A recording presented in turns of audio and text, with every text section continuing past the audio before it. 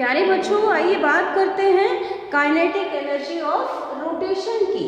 Kinetic energy of rotation of a rigid body, it is the energy possessed by the body due to its rotation. आइए expression derive करते हैं। उसके लिए let us consider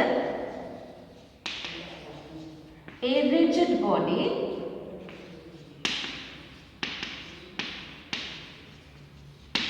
rotating with angular velocity, with uniform angular velocity.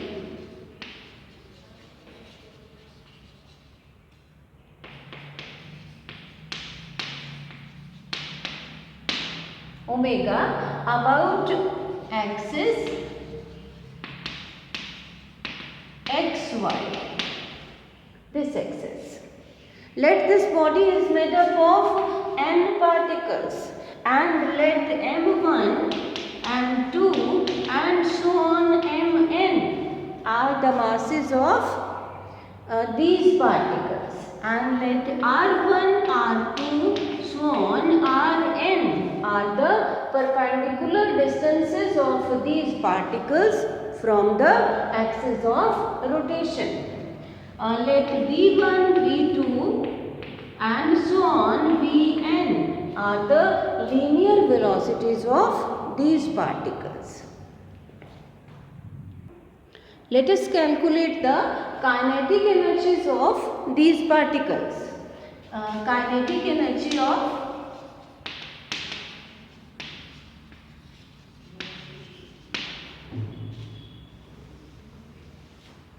particle of mass m1. Let us call it E1. Kinetic energy के लिए expression होता है half mv square. अब क्योंकि यहाँ पर मास m1 है और वेलोसिटी v1 है, तो काइनेटिक एनर्जी कितनी हो गई? Half m1 v1 square. And we know that v1 is equal to r1 omega. We know v is equal to r omega. तो क्योंकि वेलोसिटी v1 है और परपेंडिकुलर डिस्टेंस r1 है m1 का एक्सिस ऑफ रोटेशन से, तो v1 के लिए सब्स्टिट्यूट कर देते हैं।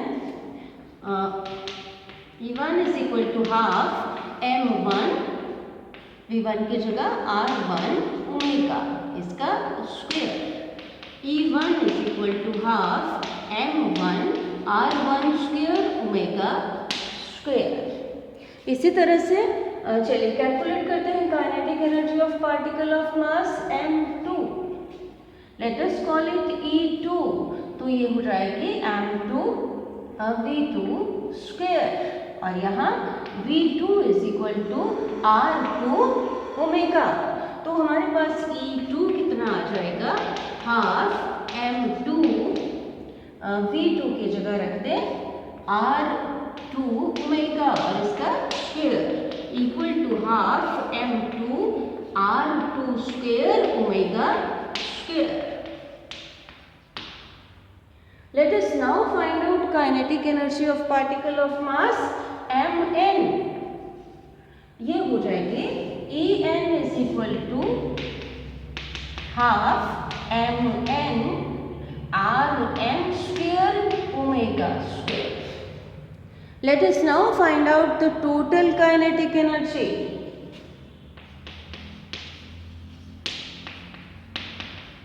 या kinetic energy of the rigid body. तो टोटल काइनेटिक एनर्जी कितनी हो जाएगी? Equal to, let us call it E, this will be equal to E1 plus E2 plus so on En। E1 की वैल्यू हमने निकाली half m1 r1 square omega square plus E2 की value half m2 r2 square omega square plus so on half mn rn square omega square.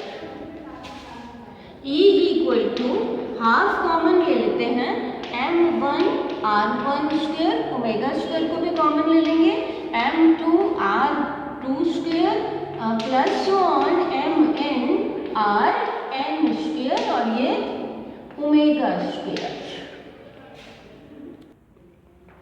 E is equal to half, इसको हम summation की form में लिख लेते हैं, summation mi square I varying from 1 to n और साथ में omega square.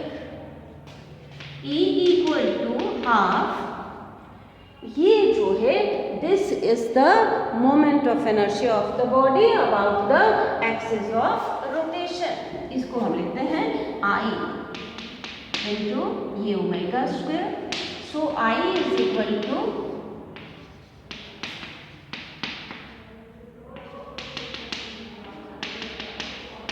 moment of inertia of the body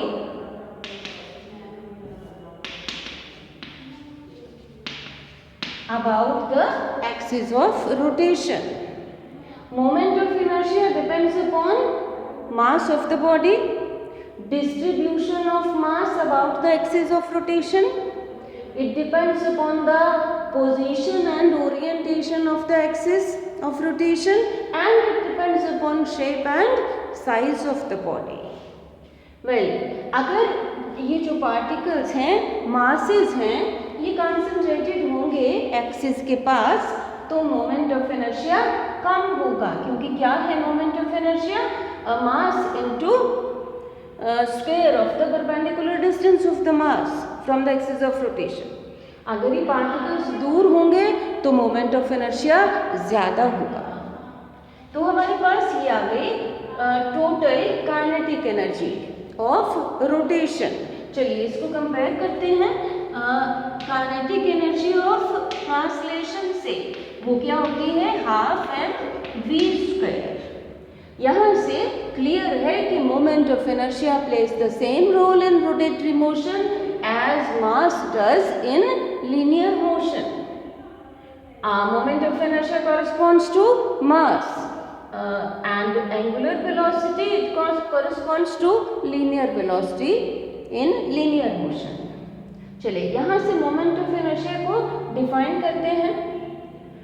Moment of inertia of a body is the sum of products of masses of all the particles of the body and squares of their respective distances from the axis of rotation. आइए अब moment of inertia को define करते हैं एक और तरीके से। इस इक्वेशन में if omega is equal to 1 तो E कितना हो जाएगा?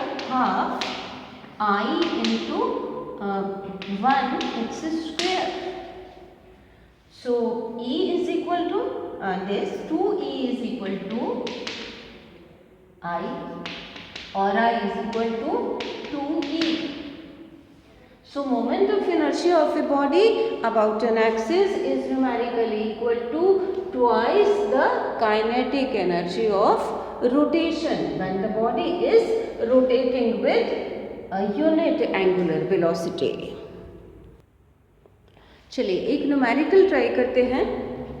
A sphere of mass 10 kg rolls on a flat surface without slip with a speed of 50 cm per second. Calculate the total energy in joules given moment of inertia of sphere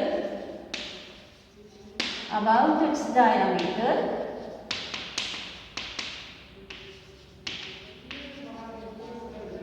equal to 2/5 mr square. R is the radius of the sphere. अब इस problem में sphere जो है वो role कर रहा है, it means वो रोटेट भी कर रहा है और साथ साथ लीनियर डिस्टेंस भी ट्रेवल कर रहा है। तो इस केस में दो तरह की एनर्जी होगी, kinetic energy of translation due to its linear motion and kinetic energy of rotation due to its rotatory motion. So total energy किसके बराबर होगी?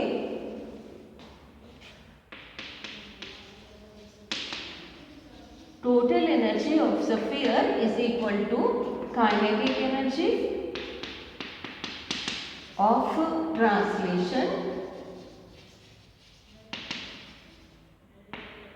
plus kinetic energy of rotation. अब काइनेटिक एनर्जी ऑफ ट्रांसलेशन किसके बराबर होती है? Half M V square, where M is the mass of the sphere and this is equal to 10 kilogram.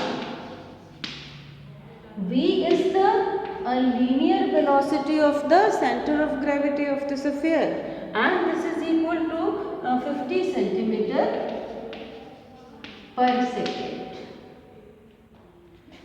Plus kinetic energy of rotation, ये हमने अभी formula derive किया, half I omega square. इसको solve कर लेते हैं. E is equal to half M V square plus half I. We know that V is equal to R into omega. R is the radius of the sphere. यहाँ से omega कितना आ जाएगा? V over R. यहाँ पर रख दें omega की जगह V over R X square. तो हमारे पास E is equal to half M V square plus half I किसके बराबर? अभी हमने लिखा था given 2/5 M R square. Moment of inertia is given into V square over R square. तो ये आर स्क्वेयर कैंसिल हो जाएगा, 2 कैंसिल हो जाएगा. तो यहाँ पर E is equal to half M V square plus 1/5 M into V square. तो ये आ जाएगा E is equal to 1/2 plus 1/5 into M V square. This will be equal two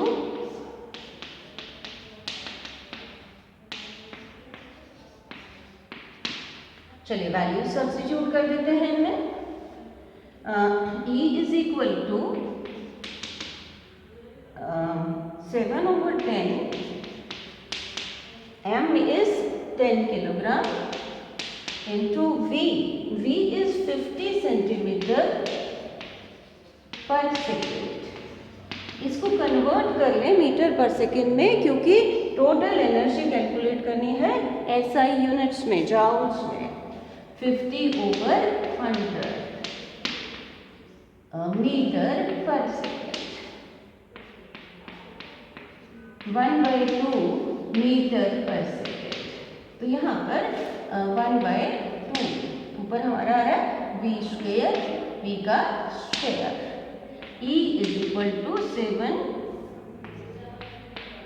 into 1/4. E is equal to 7/4 and this is equal to 1.75 joules. So इस तरीके से बच्चों आपने समझा कि जब कोई चीज़ रोटेट कर रही है तो हम फाइंड आउट करेंगे उसकी only kinetic energy of rotation, और जब कोई चीज़ मूव कर रही है विदाउट रोटेशन तो हम काइनेटिक एनर्जी ऑफ ट्रांसलेशन. लेकिन जब कोई चीज़ रोल कर रही है, स्फीयर रोल कर रहा है, तो 2 तरह की एनर्जी. Thank you.